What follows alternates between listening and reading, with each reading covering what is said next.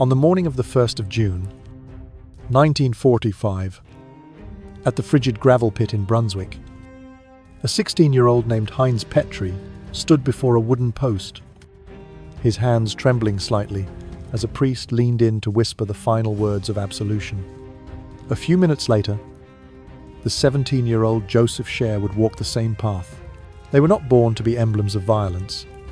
They grew up among daycare rooms and classrooms, then were molded by the Adolf Hitler schools, which taught obedience before conscience. As the Third Reich lay dying, they joined Werewolf, crossed the lines in civilian clothing, a choice that inadvertently turned them into spies under the laws of war. A death sentence was pronounced as a deterrent, while Heinz's farewell letter urged his younger brother to be proud and to be a pillar for their parents. This is a story from classroom to execution ground, from blind belief to the searing question of justice in wartime. If you want to follow the full story and other hidden corners of history, please subscribe to the channel now. On the morning of the 1st of June, 1945, at a frigid gravel pit in Brunswick, a 16-year-old named Heinz Petri stood before a wooden post.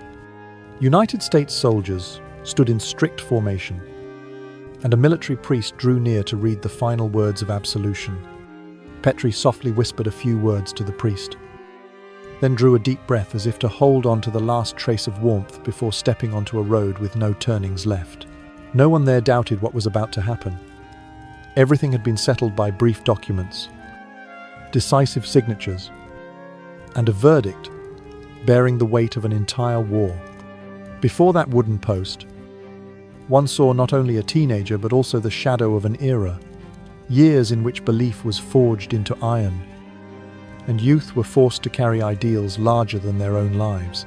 We begin the story where so many others end, where the charge of espionage was fastened to the shoulders of a boy barely out of the classroom, where fear and deterrence became the common language of both victors and vanquished. But to understand this moment, we must return to the road that brought Petri there.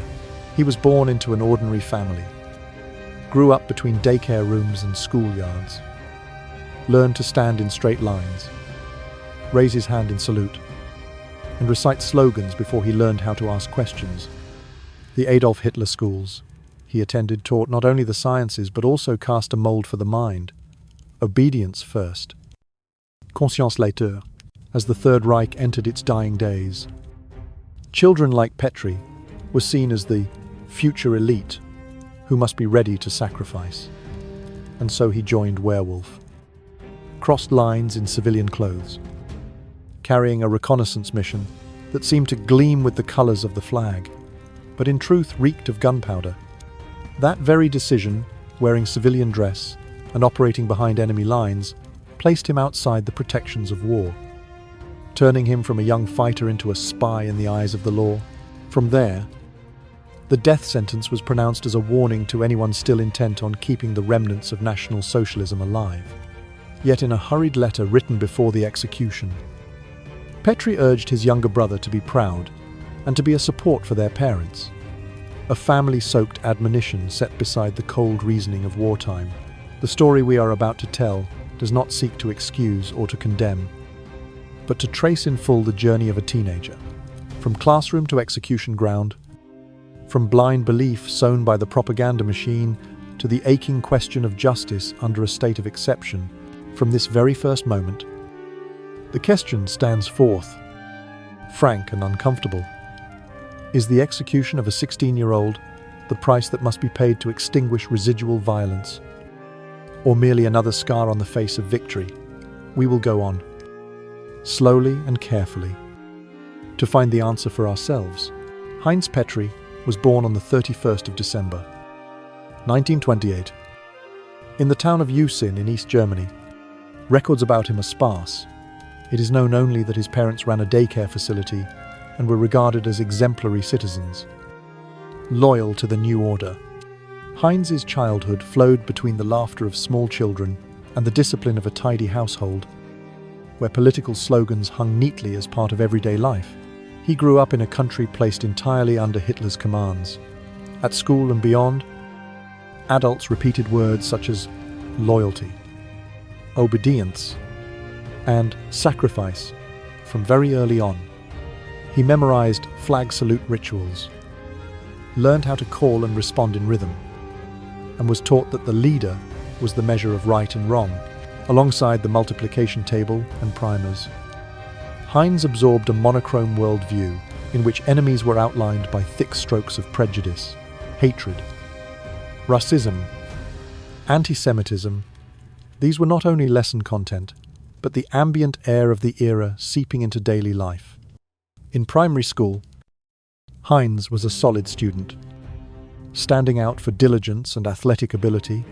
He ran fast, did well on the horizontal bar, and was always ready to volunteer for school activities. Those qualities, in a system that regarded physical strength and discipline as emblems of the nation's future, quickly drew the attention of the selection apparatus. Yet the road opening before him was not the result of free choice. It was the product of a screening mechanism where ability was scored alongside racial purity and the measure of his family's political loyalty. Health examinations, background forms, and questions about ancestry all were attached to the promise of a deserving place in the new society.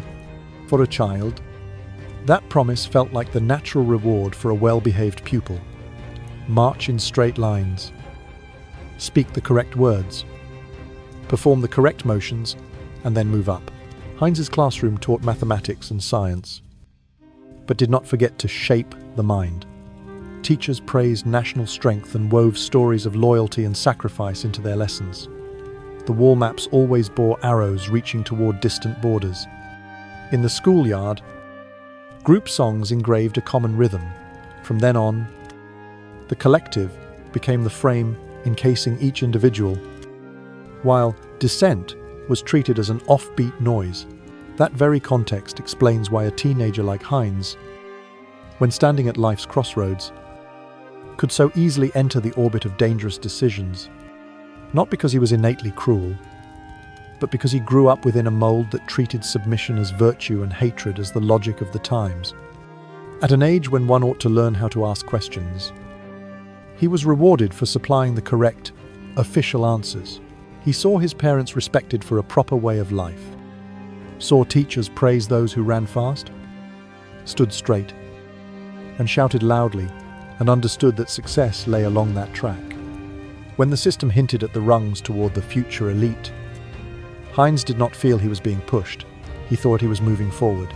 And so, when the doors of training institutions opened selective programs, glittering invitations, he stepped through with the mindset of a dutiful student receiving a reward, not of a person surrendering himself to ideology. In other words, Heinz's childhood was a closed horizon drawn by propaganda. Universal moral values were replaced by commands to obey, and curiosity was caged within permitted questions.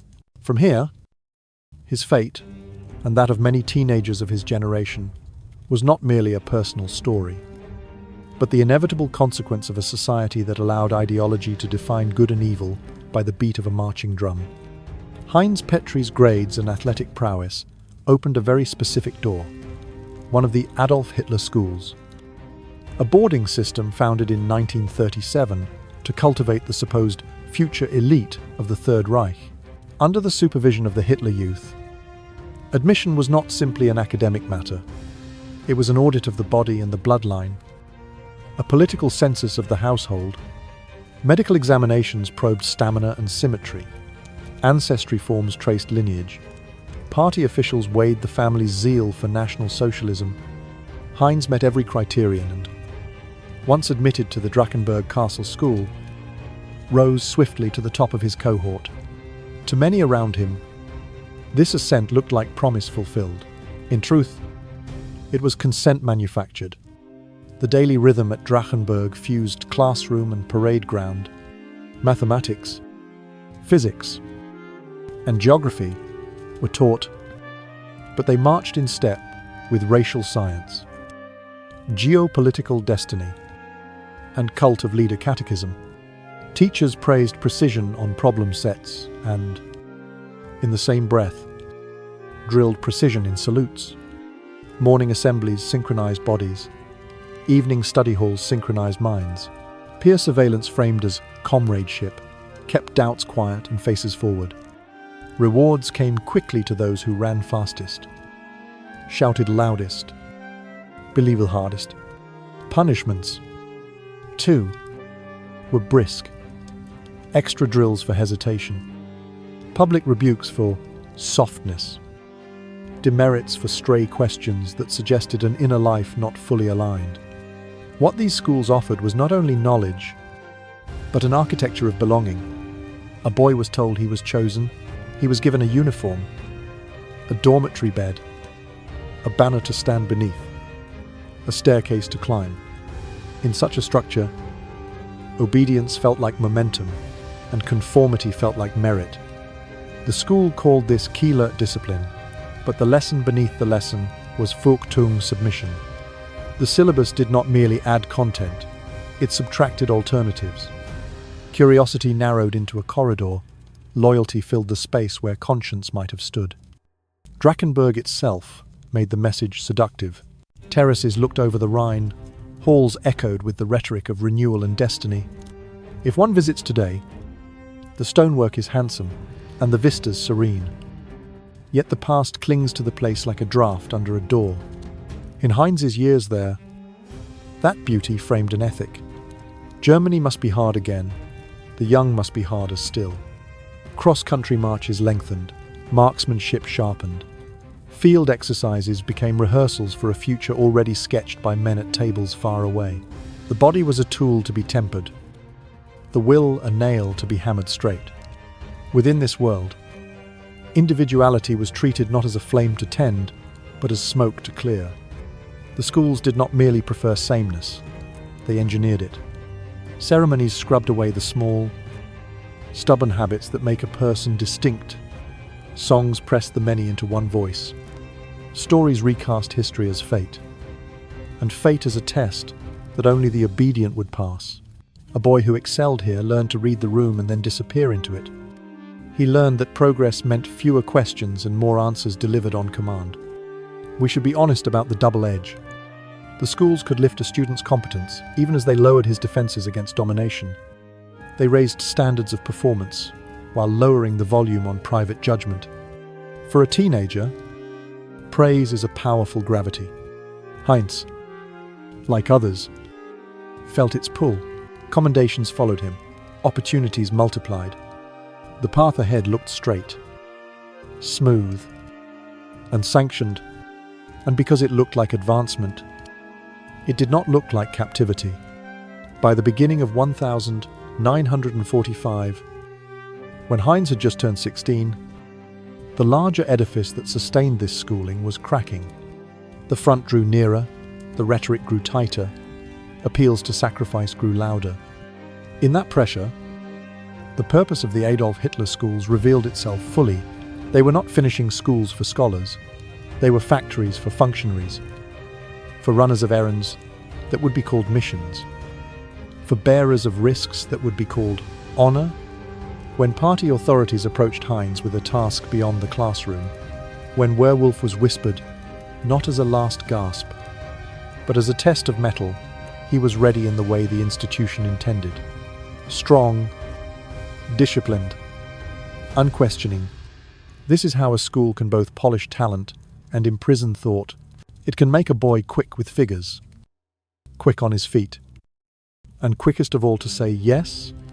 From Drakensberg's corridors to the edge of a war collapsing in on itself, the line was straight, and for Heinz Petri, it would lead beyond the castle gates, out of lessons and into orders. By the time the balance of the war tilted decisively toward the Allies, the men who ran Heinz Petri's school administrators by title, party functionaries in practice, had begun to speak in a new register.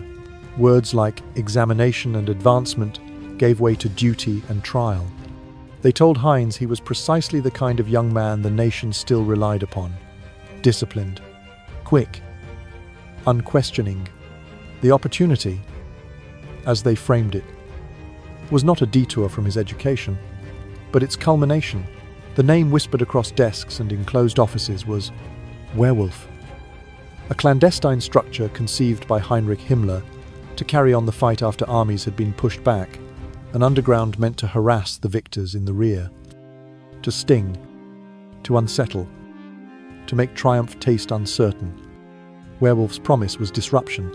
It drew its model from the very forces that had tormented German occupiers in France, Italy, and Yugoslavia, assassinations of officials, sabotage of rail and road, acts of terror calculated to sour any illusion of peace. For a boy raised to believe that obedience was honor, this mission arrived dressed as a higher form of loyalty. The pitch was simple and potent. When the front collapses, the faithful do not. Heinz agreed. He did not imagine himself outside the line of his schooling. He imagined himself at its sharpest point. The training that followed was measured in weeks, not months, from the 15th of January to the 5th of February. It was blunt, compressed, and resolutely practical. He learned to field strip a pistol and work a rifle's bolt until the motion became reflex.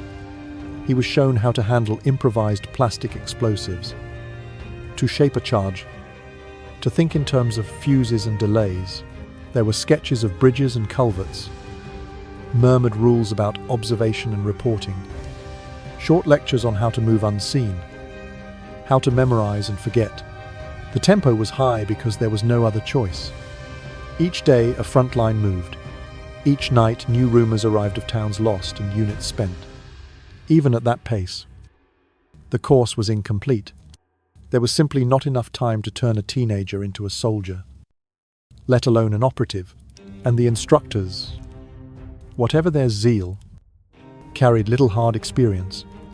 They could repeat doctrine, but when asked the questions that bloom in danger, how explosives behave in wet cold, what to do when a fuse gutters, how to read an ambush, they had few answers. Heinz learned the outlines of tasks, not the edges that cut.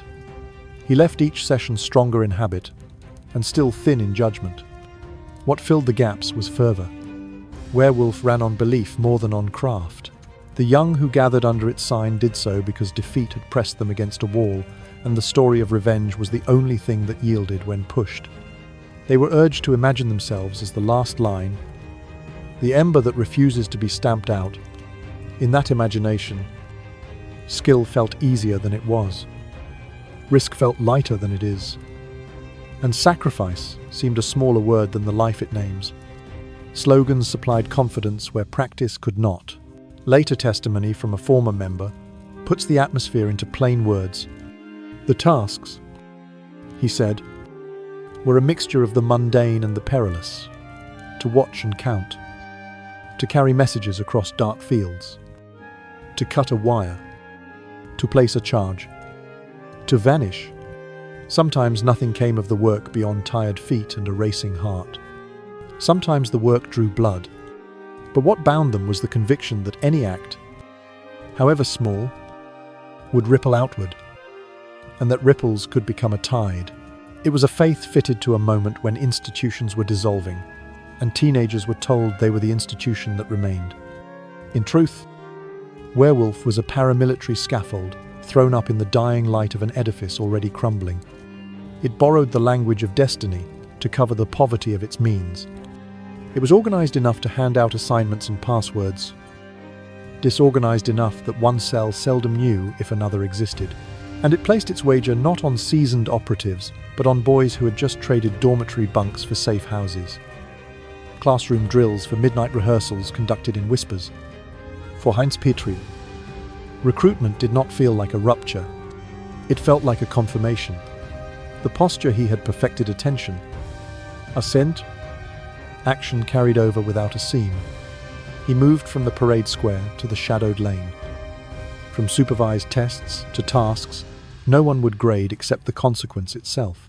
The dates on the calendar those short weeks between January and February would later read like a prologue, hastily scrawled before a tragedy.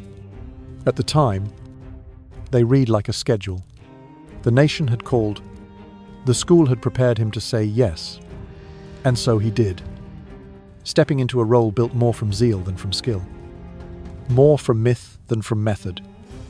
In a country that was already, quietly, slipping away, they met in the narrow interval between drills, when the air still carried the metallic tang of spent cartridges and the instructors' voices had not yet faded from the courtyard.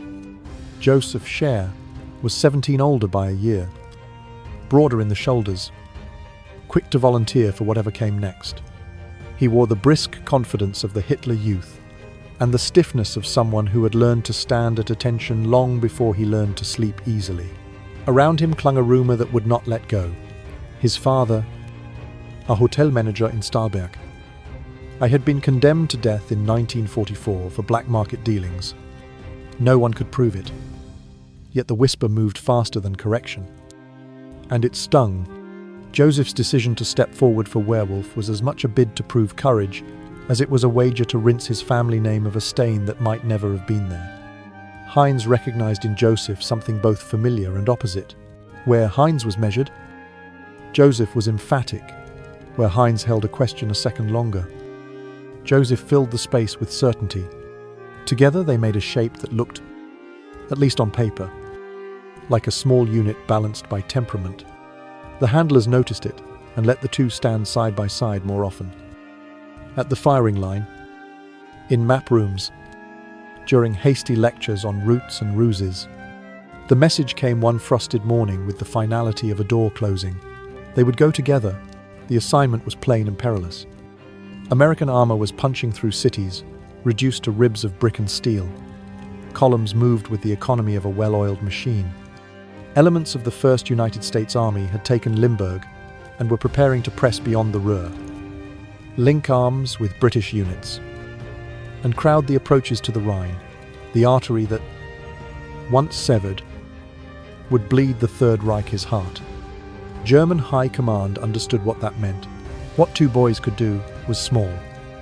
But small things mattered when you had so little left. They were to slip behind the American line, count, and classify what they saw: men, vehicles, badges. The rhythm of reliefs then make their way back with numbers in their heads and sketches in their pockets. The preparation felt like the tightening of a loop. They were given cover stories to wear, like ill-fitting coats.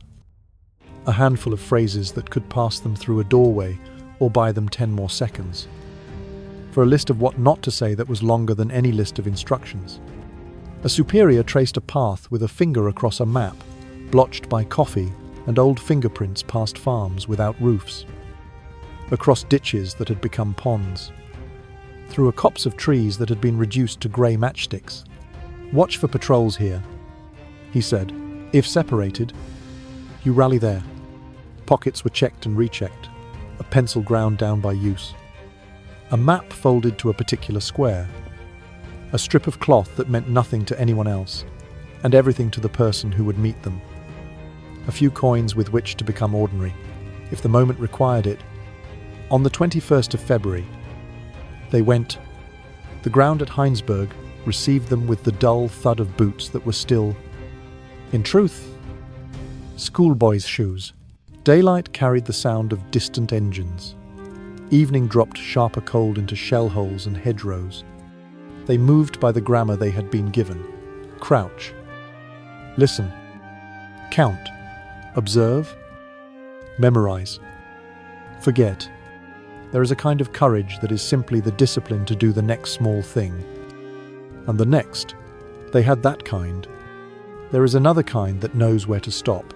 They did not yet have that. Meanwhile, the war around them refused to wait for anyone's nerves to settle. American tanks snarled through the ribs of towns, their tracks biting into cinders and thawing mud. Supply columns found their rhythm. Field kitchens steamed. Roadblocks rose and fell like gates in a ritual.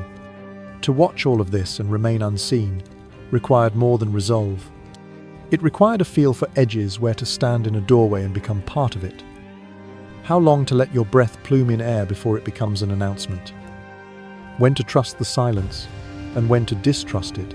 Their course had been rich in slogans and thin in such instincts. Heinz felt the beat of adrenaline as a drum behind his ribs. Joseph wore the same beat as a pace that was a touch too quick. When they paused to confer, their talk was careful and short, as if each word might have weight enough to tip the moment. They believed, sincerely, that the last defense of the country might begin with the numbers they would carry back. Belief is a strong lantern. It can throw light beyond the reach of your training. It can also cast shadows you fail to see. What they could not know was how narrow the margin had become between boldness and exposure. They had practiced staying low, but not long enough to know what stays low in a landscape and what always, somehow, stands out. They had practiced walking as locals, but not long enough to absorb the small, betraying details of gait and glance. They had rehearsed routes on a clean map. The ground they entered was smudged by war. Little by little, the space for luck shrank. And yet, as dusk gathered in the hedges and the first night wrapped itself around their mission, each felt the secrecy of the work press close like a cloak. They were, for a brief stretch of hours, everything the school had promised they would be: necessary, chosen, and headed toward the heart of danger with their eyes set forward. Caution carried them only so far. In the thin light of the next morning, the 22nd of February, 1945, the margin for error narrowed to nothing.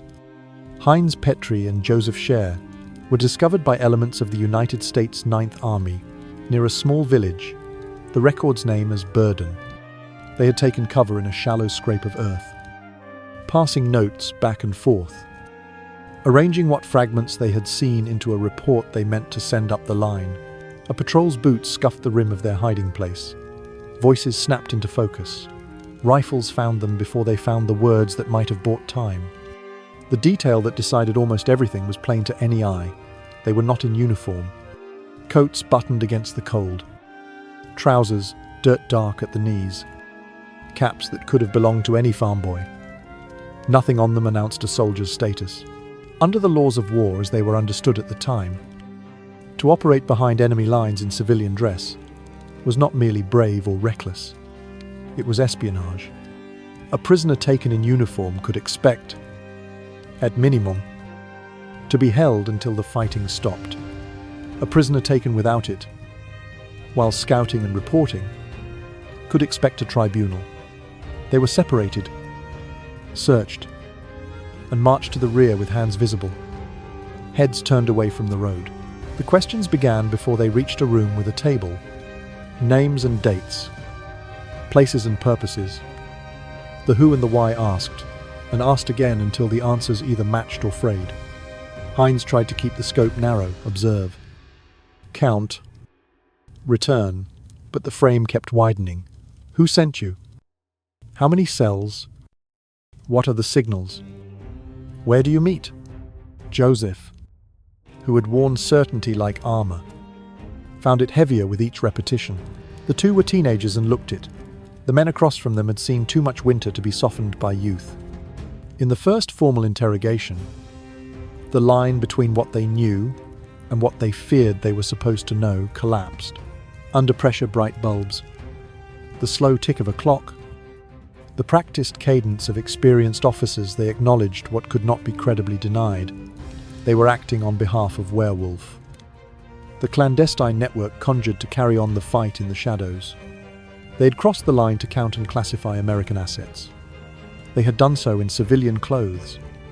On a pad of cheap paper, an officer wrote down the words that would later be read back to them with the gravity of a charge. They were moved to a jail in a nearby city, rendered in the narration as Arn, and there the speed of events changed character. Hours, which had flown in the field, thickened into days marked by meal trays and footsteps in a corridor. The machinery of process took over. A file was opened. Statements collated. Witnesses noted. Dates fixed. It was not chaos now. It was order. And order had its own implacable rhythm. What this episode exposes with particular clarity is the thin legal membrane that separated a lawful combatant from a spy. The membrane was, in effect, a layer of cloth. A tunic and insignia could have conferred the protections of prisoner of war status. Confinement, Yes, prosecution for ordinary crimes. Perhaps, but not for the act of bearing arms. Without that uniform, the same act's observation. Movement. Reporting were recast as perfidy. The law, designed to keep a place at the table for war, even as it burned, demanded visible categories. Heinz and Joseph, by the rules they had stepped into, had chosen the wrong one. There is an austere logic at work here. The logic of total war in its final, tightening phase. In the rear areas of a victorious army, tolerance for ambiguity shrinks. Every map case could be a signal book. Every harmless phrase, the front edge of a plan.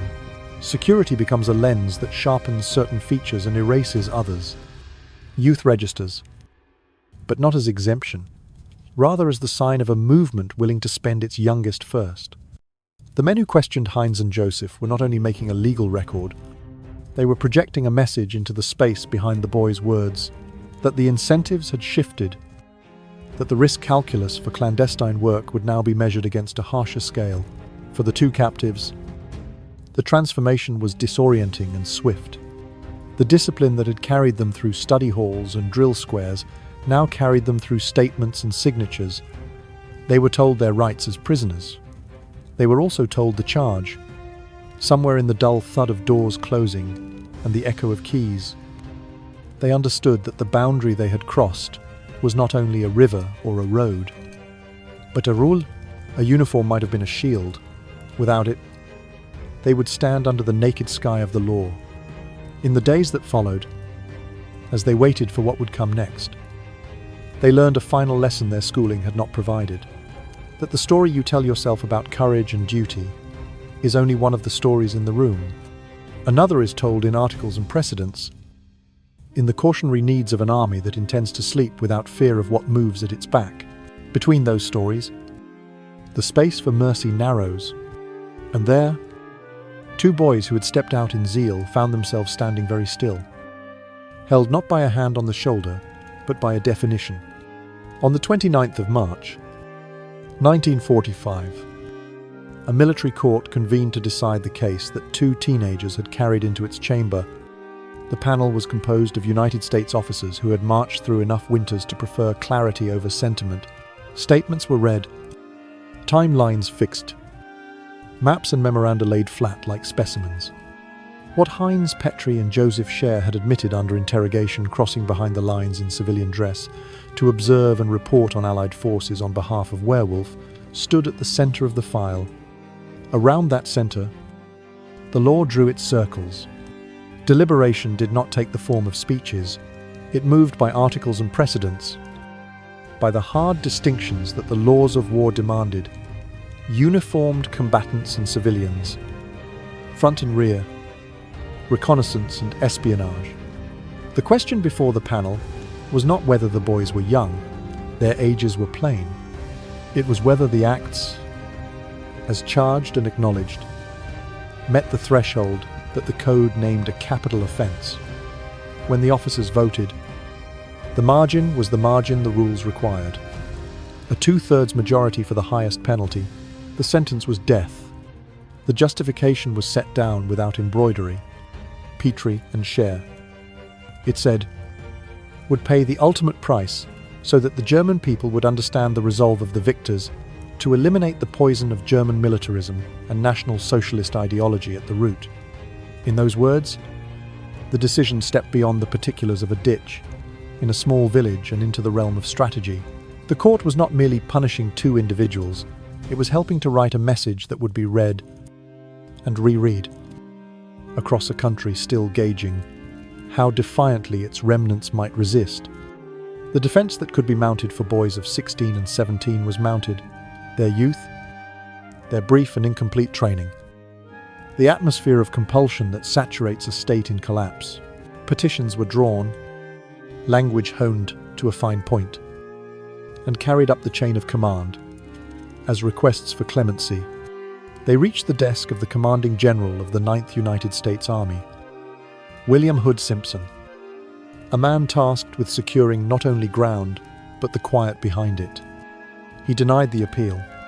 The refusal was not dramatic. It was administrative and final. What unfolded here, beneath the formal surface of a court-martial, was the logic of a broader campaign. The Third Reich had fallen in fact, but not yet in habit. Werewolf's very existence testified to a will to keep fighting in a different register: assassinations, sabotage, terror. The Allies intended to close that register. A Tribunal, properly conducted, wrapped strategy in law. The sentence, harsh and legally grounded, would also serve as a caution to those who might imagine that the end of the war would be porous, négociable, available for testing by clandestine means. And yet, even as the orderliness of process moved forward, typed pages, signatures, seals, another current hummed beneath the record. It was the moral disquiet that attends any case in which the condemned are still counted as boys. The narrative thread that would later draw public controversy was already visible. Can deterrence justify the execution of those who have not yet stepped fully out of adolescence? Is the law's category spy versus prisoner of war enough to quiet the instinct that youth ought to count for something more than a footnote? The court could not answer those questions. It could only proceed. Once the votes were cast and recorded, the machinery that follows a capital verdict engaged. Guards were changed, cells assigned, dates penciled on a calendar that was running out for everyone. In that sense, the decision's momentum became its meaning. A line had been drawn for the sake of the order to come, and the weight of that line fell on two narrow shoulders. From this point forward, the story carries two tracks at once. On one track, the legal and strategic necessities of an army in the last hard miles of a total war. On the other, the human fact of two teenagers whose biographies had not yet had time to grow complicated. The verdict tied the tracks together in a knot that history would continue to pick at. But for Heinz Petri and Joseph Shaer, the knot was already tight. Their fate, from the moment the ballots were counted, was effectively sealed. By the time the verdict was typed and signed, it was already clear that the case of Heinz Petri and Joseph Shaer would not be treated as a narrow matter of two boys and a ditch. The authorities who read their depositions were thinking in wider circles, measuring not only what had happened, but what might still happen if the war's end dribbled into a season of underground violence. The name that kept surfacing in briefings and corridor talk was Werewolf, a clandestine project conceived by Heinrich Himmler to carry the fight into the shadows once the front had broken. No one on the Allied side could say with confidence how large the network was, how disciplined, or how well supplied. Intelligence files held contradictions, dire warnings beside skeptical notes, rumors of cells that could not be confirmed, anecdotes that might have been boasts. Uncertainty itself became a risk. Then came a sign that uncertainty could bleed. In the days just before the boy's fate was sealed for good, an Allied-appointed mayor was ambushed and killed. The act was more than a murder. It was a statement that the new administrative order could be touched, that uniforms and proclamations did not make a shield, that a message sent in gunfire might travel faster than any ordnance. For commanders charged with pacifying ground, they had fought hard to take. That single blow felt like a forecast. If this was the threshold, what lay beyond it? In that climate, the sentence passed on Petri, and Shaer was framed not solely as punishment but as punctuation. It was meant to close a sentence that Werewolf hoped to keep open. The rationale, set down in the court's language and echoed in staff meetings, was explicit. The German public must understand that the victors intended to uproot, not merely prune, both militarism and National Socialism. A death sentence, lawfully reached, would speak with a clarity that leaflets and broadcasts could not match. It would tell those still sheltering under the tattered canopy of the fallen regime that the times had changed and that the price of testing that change would be paid in blood. This was deterrence written in the grammar of a war not yet entirely finished. It rested on several beliefs: that scattered cells amplify small successes into waves, that swift, visible consequences thin the ranks of would-be imitators, that a standard set early is worth more than one set late. Against those beliefs stood the stark fact of the boys' ages. The tension did not vanish. It was absorbed. Collective security, as the logic ran, could not afford to hinge on private exceptions. To the officers and officials who embraced that logic, the proper balance of mercy and warning tilted toward warning, because the future they were trying to secure would be lived by millions, while the choice before them concerned two. Even so, war has its own tempo, and bureaucracy, its own gate. Germany was being cinched from every side. Headquarters moved. En-files followed. Priorities shifted with each day's map. The executions, though decided, did not occur at once. There were transfers to arrange, a place to designate, witnesses to summon, forms to complete, steps that sound procedural because they are. And yet those very procedures are how armies keep from sliding into improvisation when the guns begin to quiet. Weeks went by in which columns advanced and surrenders were signed. The Reich crumpled from a structure into a residue. Only then did the calendars align. The date fixed was the 1st of June, 1945. The place, Brunswick. It was only a few weeks after Germany's unconditional surrender, and that timing mattered as much as the location. The executions would not be confused with the mayhem of battle. They would occur in a setting that already resembled administration more than combat. That, too, was part of the message. The order the Allies sought to plant was not merely military. It was legal and civic. The kind that makes a town feel governable and a night feel quiet. Within that order, clandestine war would not be granted the dignity of ambiguity. Lines would be drawn and held. Looking back, one can see why this chapter still abrades the conscience. The shield of post-war stability is strong, but it casts a long shadow over two young faces. The decision to execute Petri and Shaer did what it set out to do. It warned. And it warned in a way that left no room for romantic readings of insurgency. Yet it also hardened the debate that would follow. Was deterrence, in those weeks, between collapse and reconstruction, worth the life of a 16-year-old and a 17-year-old? The officers of that moment answered with a yes that was bounded by their duties. History, which has more time than any tribunal, keeps the question open. What is unmistakable, however, is the frame in which the decision was hung. Werewolf was the spectre, deterrence, the chosen lantern. The light thrown by that lantern fell beyond the specific missteps of two teenagers and illuminated a policy to prevent a lingering war of knives and bombs by making the cost of clandestine action unmistakable. In the arithmetic of an occupation that sought to become a peace, that policy prevailed, and on the first day of June, in Brunswick, it would be enforced.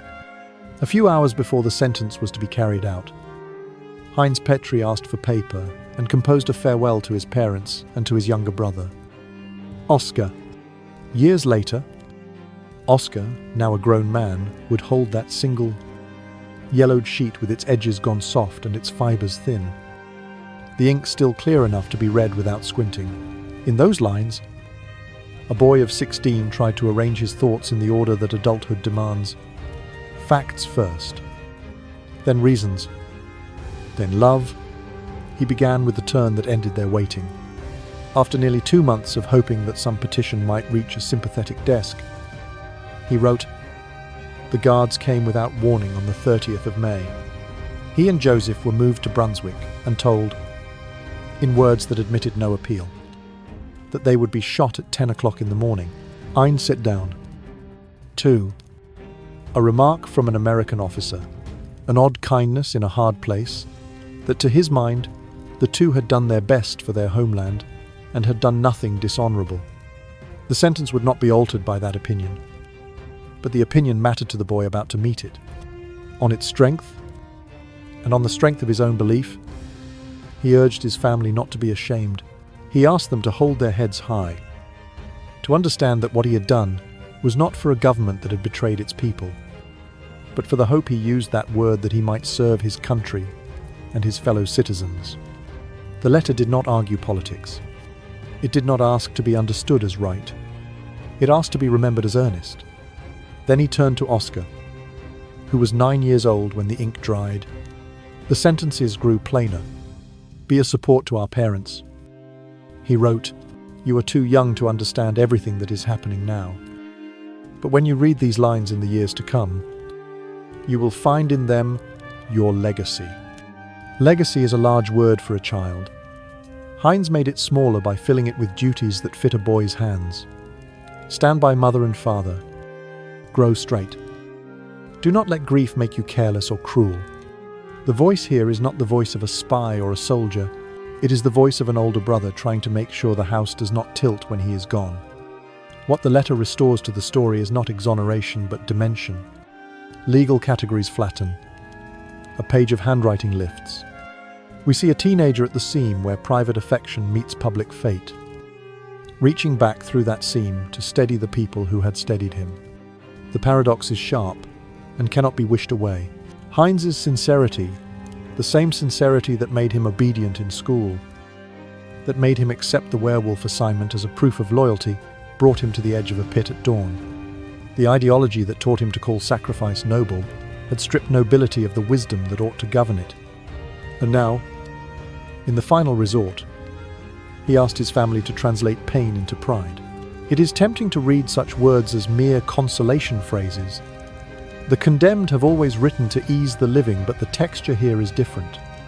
The letter does not deny fear or insist on glory.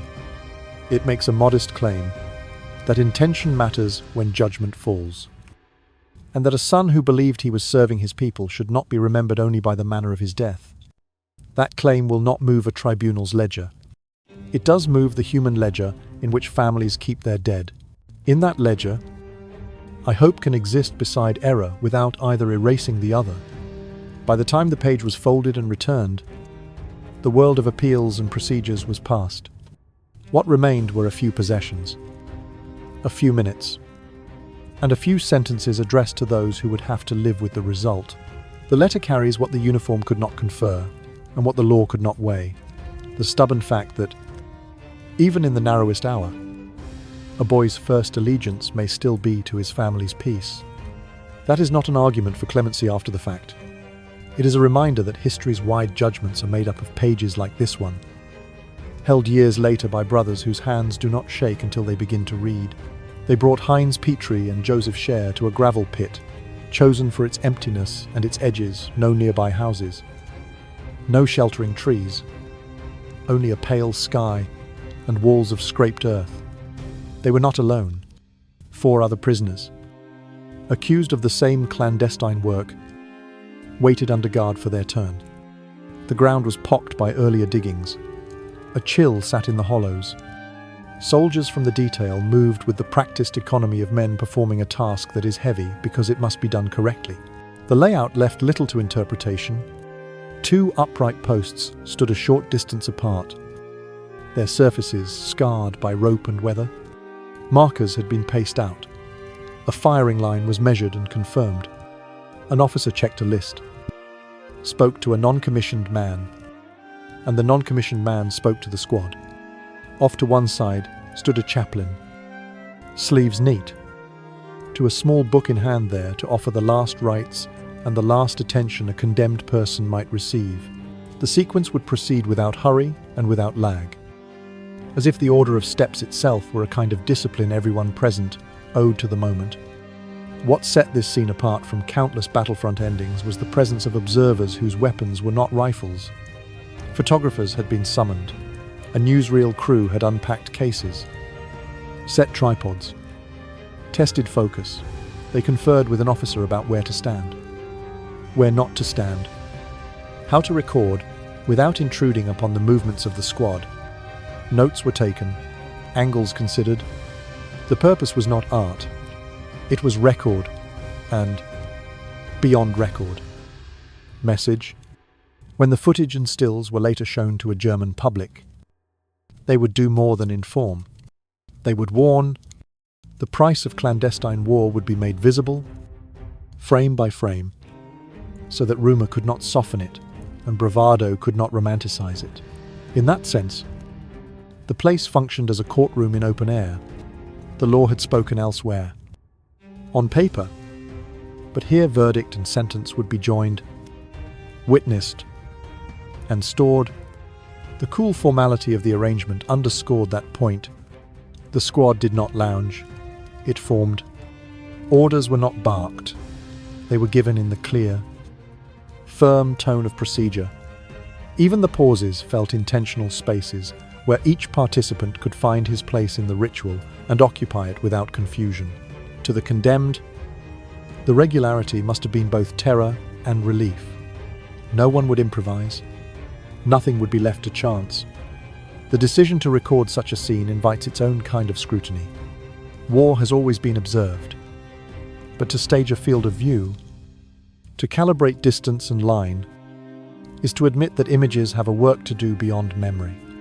The Allies, facing the prospect of a post-surrender insurgency styled as Werewolf, wanted more than files in a cabinet. They wanted a public acquainted with consequences.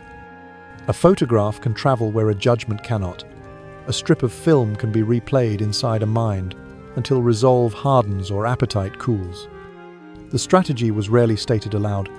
Show enough, and show it with the authority of fact, and the theatre of revolt will find fewer actors. Yet there is a moral charge to such witnessing that does not dissipate with time. Cameras do not only preserve, they project, they turn an act of military justice into a statement meant to be read by people who were not present. The ethical question is not whether the executions themselves were lawful that had been argued and decided, but what it means to make the law's severest act into a lesson. Some will say it is necessary in a time when rumor is a weapon. Others will answer that necessity, repeated often enough, becomes a habit too, ready to reach for spectacle. The gravel pit, in this reading, was not merely a sight. It was a stage on which two truths performed at once. That order would be enforced, and that enforcement would be seen. For the soldiers assigned to the detail, the presence of photographers did not change the essentials. They still checked bolts, adjusted slings, steadied their breathing. For the chaplain, it did not change the prayers. For the prisoners, it added a final audience to an hour already too full. But for the commanders who had ordered both the sentence and its documentation, the added eyes mattered. They stitched legality to legitimacy, and then to pedagogy, trusting that the stitched seam would hold when tested by those who might otherwise slip toward the shadows. When everything was ready, voices dropped and positions settled. The two posts waited. The squad faced forward. The chaplain stood where he would be needed. Off to the side, a man with a clipboard checked the last box and nodded once. What made the skin prickle in that moment was not only the knowledge of what would follow, but the awareness that each step had been designed to leave a trace. The law would be carried out, and the carrying out would be kept as evidence, as warning, as a deliberate act of memory in a war that was trying, at last, to end. According to the order set down that morning, Heinz Petri went first. The chaplain stepped close and offered the final sacrament, hearing whatever last wish a 16-year-old could shape into words. The record preserves no sentences, only the pause, the nod, the way a hand rested briefly on a thin shoulder. Then the guards led Petri to the nearer of the two posts. Rope was drawn tight around wrists and torso. A strip of cloth was settled over his eyes. He stood very still, as if stillness might lighten the body by an ounce or two. Across the clearing, the squad formed. An officer looked once to the right, once to the left, and the line steadied as if exhaling. Commands moved the moment forward by inches. Rifles came to the shoulder. Barrels aligned. Heels found their grip in the churned grit. There is a kind of silence that belongs to rehearsed actions, and it gathered there no speeches, no theatre, only the certainty that each person knew his part. When the report broke that silence, It did so with a finality that needed no repetition. Men lowered their weapons by reflex. The task, as assigned, had been carried out. Members of the German Red Cross stepped forward then, practiced in a duty no one envies. They lifted what had been a boy and placed him with care into the waiting coffin, as if the gentleness could return something that had already gone. For a moment, the clearing felt emptier than before, though it held the same number of people. Space does that when an absence becomes specific. It was Joseph Shaer's turn. He was bound to the second post, and unlike his friend, chose to keep his face uncovered. Whether the choice spoke of defiance, resolve, or a quiet refusal to let the world blur, at the end is not written down. What is written is the manner. He looked forward. The chaplain stood near, offered the same office as before, and stepped aside. The squad once more took its places. The sequence repeated, precise down to the smallest gesture. Because procedure is how institutions promise themselves they are not acting in anger. When the order came, it came in the same voice as before.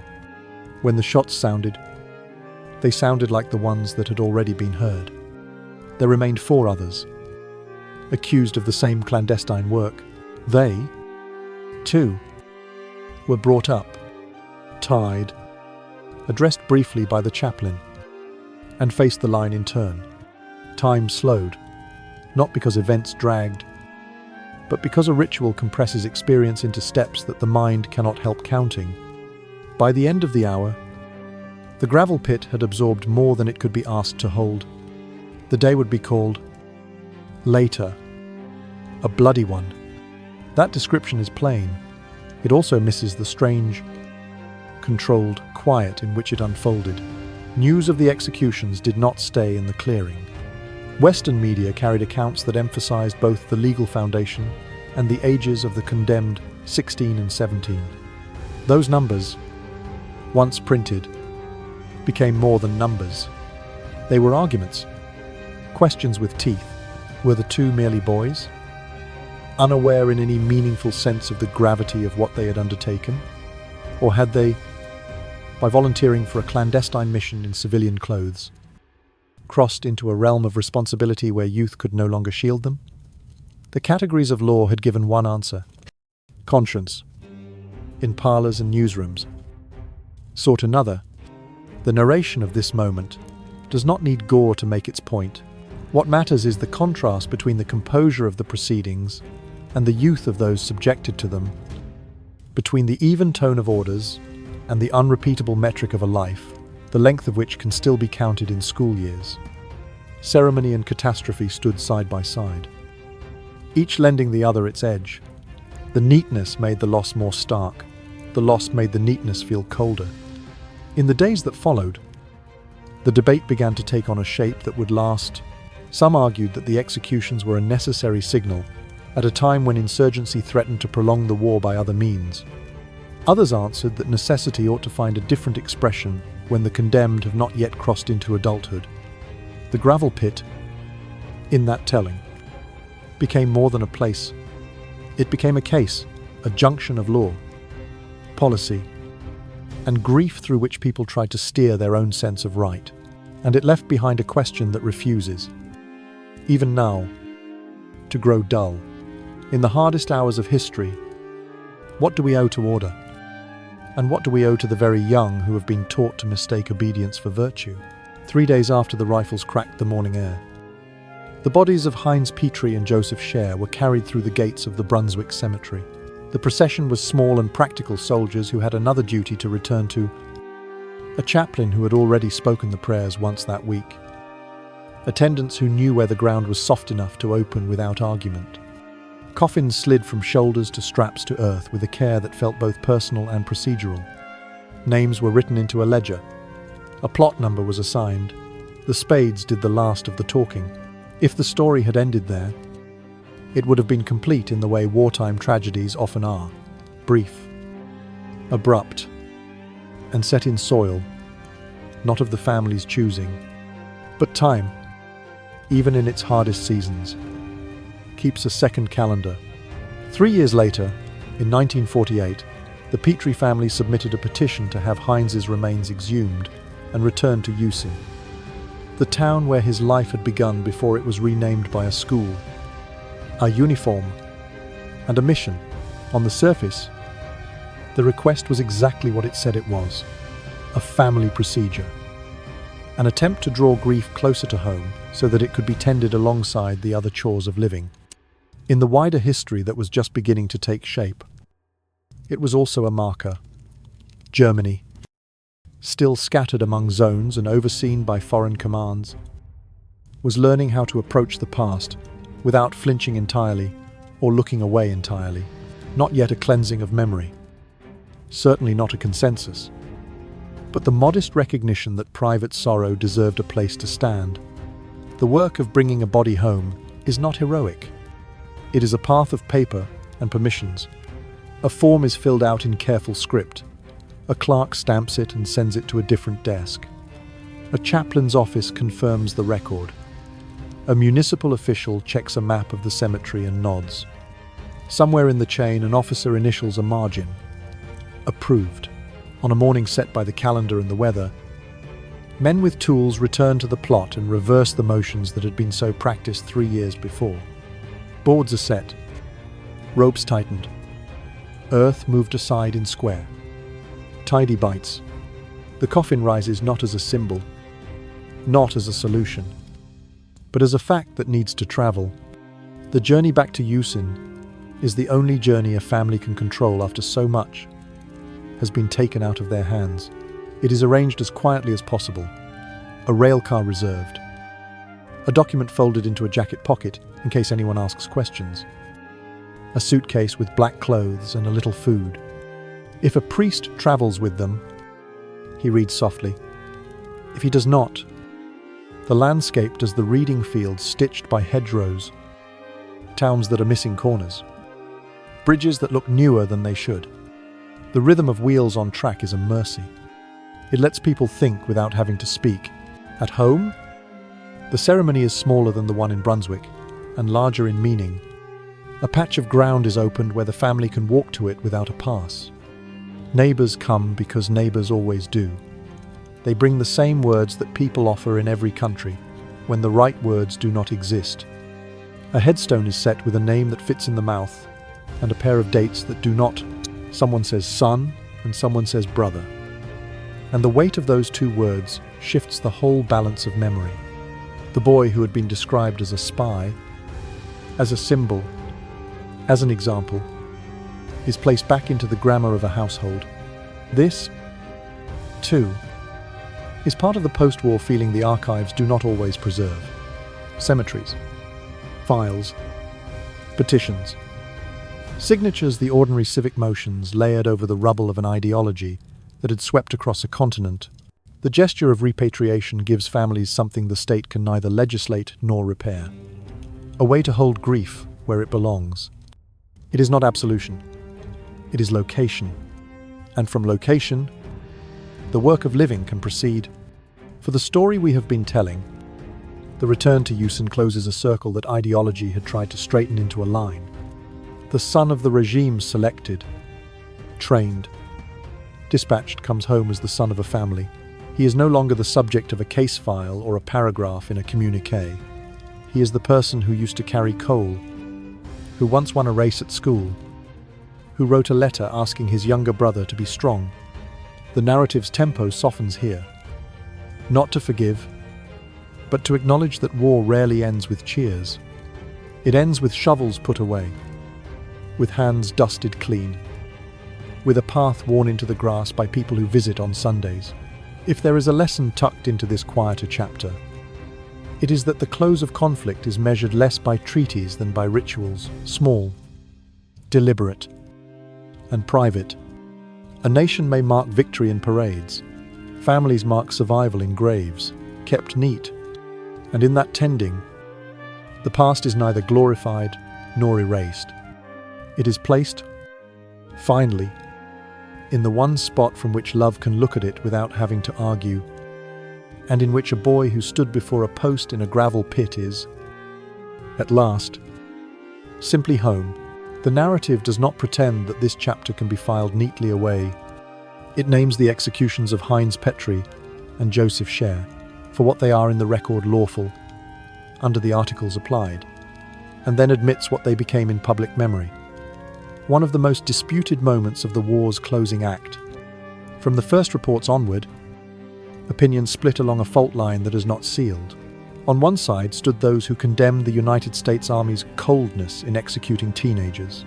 On the other, those who argued that the measure was necessary to prevent a National Socialist-tinged insurgency under the Werewolf banner from finding breath in the ruins. At the core of the debate are three interlocking questions. The first is legal status.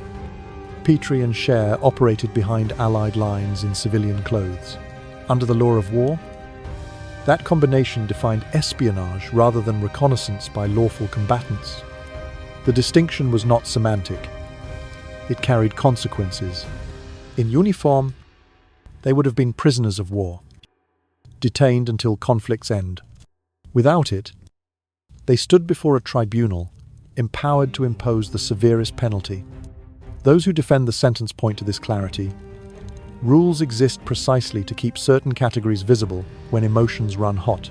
Those who oppose it answer that the letter of the law, applied without remainder, may fail to account for the particular vulnerabilities of the very young. The second question is deterrence. By March and May of 1945, the Allies were not only fighting, they were building the scaffolding of an order meant to outlast the gunsmoke. Werewolf's rumoured reach, combined with the assassination of an Allied-appointed mayor, suggested that the end of formal hostilities might bleed into a season of clandestine violence. In that light, the executions were framed as a message. The price of testing the new order would be unmistakable. Advocates of this logic argue that early, visible firmness can save many later lives, that a standard set in the first weeks of peace prevents a long, corrosive, half-war. Critics reply that deterrence, when it uses boys as its medium, risks teaching a different lesson altogether, that stability can be purchased at any moral price, provided the accounting is tidy. The third question is age and moral maturity. 16 and 17 are numbers that refuse to sit quietly on a page. They drag along images of school corridors, of unfinished sentences, of futures that do not yet know their own names. One can argue, as some do, that volunteering for a covert mission in civilian clothes indicates a level of agency sufficient to bear the weight of consequence. One can argue, as others do, that agency forged in a furnace of indoctrination is not the same as informed consent, and that law without discretion risks becoming an instrument rather than a guide. The narrative chooses not to settle these quarrels for the viewer. Instead, it places them within a larger frame that political theorists call a state of exception. Those hours when normal order has failed and new order is being hammered into place. In such hours, can justice be separated from security? Or is justice, inevitably, dressed in the garments of warning until calm returns? The film leans into this discomfort, not away from it. It presents documents and procedures, ages and acts, and then holds open the space in which a citizen must decide which values to prefer when they cannot all be honoured at once. The choice of language matters. Rather than chase shock, the telling keeps its tone plain, its verbs careful. It does not attempt to wring tears or to recruit applause. The restraint is deliberate. It allows viewers to hear their own internal arguments more clearly. The tug toward leniency, the pull toward order, the uneasy compromises that lie between. In that sense, the story becomes less a verdict than a mirror. What one sees in it depends on the weight one gives to law, to fear, to mercy, and to the knowledge that war is a teacher with poor manners. If there is a conclusion offered, it is provisional and human-sized, that in the last, hard weeks of a total war, institutions make decisions with an eye to millions, and those decisions fall on individuals whose names are known first to their families, whether one reads the executions as necessary or as a wound. The question they raise refuses to dull with time. When order and pity quarrel, which should we ask to stand aside, and at what cost to the world we hope to live in when the shooting stops? One of the story's central threads is not a person at all, but an image. Many images made deliberately, arranged with care, and sent into the world to do work that words alone could not. The executions at the gravel pit were not only carried out, they were recorded from start to finish and later shown to a German public.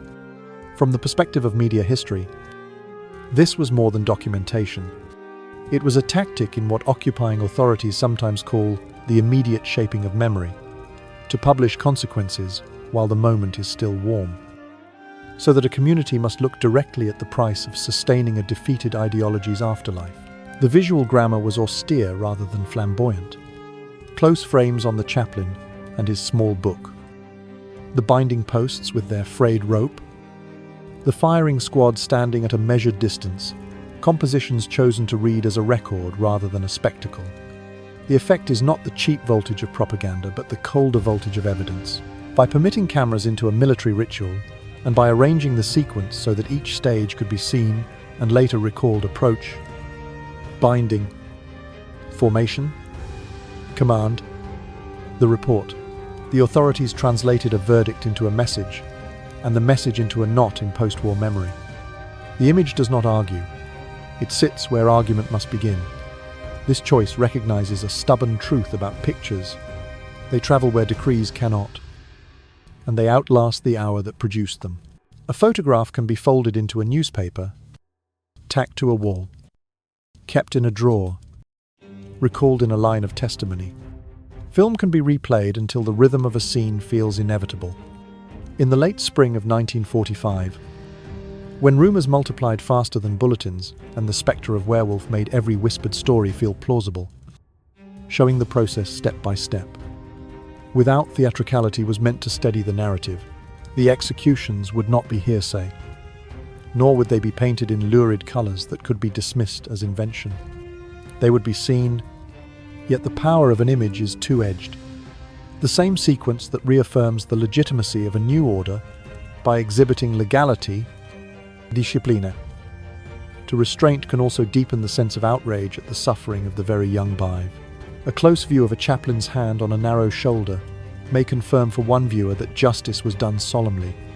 For another, it may confirm that solemnity can be a mask for hardness. The camera cannot fix morality. It can only fix moments. What those moments mean depends on where a person stands on one's politics, on one's memories, on how far the present has drifted from the past. Time itself changes the reading. In the first weeks after surrender, the images may have worked chiefly as a deterrent, a public demonstration that clandestine violence would meet an organized reply. Years later, as historians and families revisit the scene, the same frames accrue additional layers: evidence of procedural order, evidence of state power, evidence of the human scale of loss. Distance pulls new lines from the same set of dots. The gravel pit becomes not just a place where the law was executed, but a place where the law was exhibited, and that difference matters. There is also the ethics of spectatorship to consider. To record an execution is to ask an audience to watch, and watching is never neutral. It trains a public to associate certain acts with certain consequences, which is part of governance. It also risks training a public to accept the visibility of death as part of governance, which is more complicated. The Allies, facing the possibility of prolonged insurgency, judged that clarity was the wiser course. Better an image of solemn justice than a haze of rumor in which romance might cling to knives and bombs. The risk they accepted was that clarity can harden into a habit, and habits are hard to put away when peace finally wants its quieter tools. In the film's larger weave, this thread ties law, ethics, and media into a single fabric. The tribunal provides the legal spine, the ages of the condemned supply, the ethical tension. The photographs and reels give the story its distribution, its afterlife. Displayed justice is the result. An act that is lawful, narrated, and shown, whether one finds the display appropriate or troubling. Its function is undeniable. It anchored a policy in something the eye could not easily dispute, and it ensured that, long after the gravel settled, the scene would continue to do its work, warning some, wounding others, and reminding all that the first histories of an event are often written in light. When the story closes, what remains is not only two names on a headstone, but a framework for each of us to think with. This video restores the human scale to a searing slice of history. A boy stepping from the classroom to the execution ground. A family crossing from pride into mourning. A society moving from victory to the hard problem of justice. It dismantles a simple good-evil binary and reveals an entire chain of molding, schoolroom propaganda, recruitment mission trial, and, at last, memory. Its greatest value is not to inflame emotion, but to open a space for reflection. When must order be strict? And when must conscience speak up? The first message. Education and propaganda can turn teenagers into instruments when critical thinking is absent. The Adolf Hitler schools taught discipline while locking away freedom of thought. Werewolf invoked glory, but led straight to the wooden post. The lesson is to build immunity to extremism at home, in school, and across the media, teaching the young to ask questions, to distinguish between command and conscience, between honor and blind zeal. The second message, the laws of war matter. But legality cannot replace morality. A single layer of clothing changed the entire regime of treatment, lawful combatant into spy, detention into a death sentence. The video does not deny the law. It reminds us that justice needs both rules and compassion. When order trembles, a state of exception easily arises. Precisely then, the demand to uphold the law must be paired with the task of preserving our humanity. The third message, deterrence has its price. In the anxiety over Werewolf, the decision to execute was deemed necessary to stem post-surrender violence. But every security message leaves a moral scar if it rests on shoulders that have not yet had time to grow up. The lesson is not to choose once and forever between firmness and forbearance. It is to practice weighing community safety against personal dignity, knowing that each decision has a face and a family behind it. The video also teaches us to read images soberly. Recording an execution ground does more than store evidence. It helps shape memory for the public. Images can bolster the legitimacy of a new order, yet they can also deepen outrage at the killing of the young. Thus, the effect of images is never fixed. It depends on the viewer's moral vantage point, and on time's distance. The farther we stand, the more layers we can read. Finally, a post-war sensibility appears in small things. Files and petitions. Tended graves. Remains brought home. Peace does not arrive in cheers, but in quiet rituals that return memory to its proper place.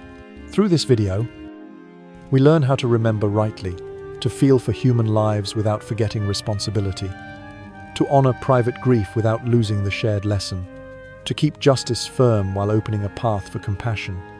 Remember, so we do not repeat, and so that no child need stand before a wooden post simply because adults forgot to teach how to say no to ideology.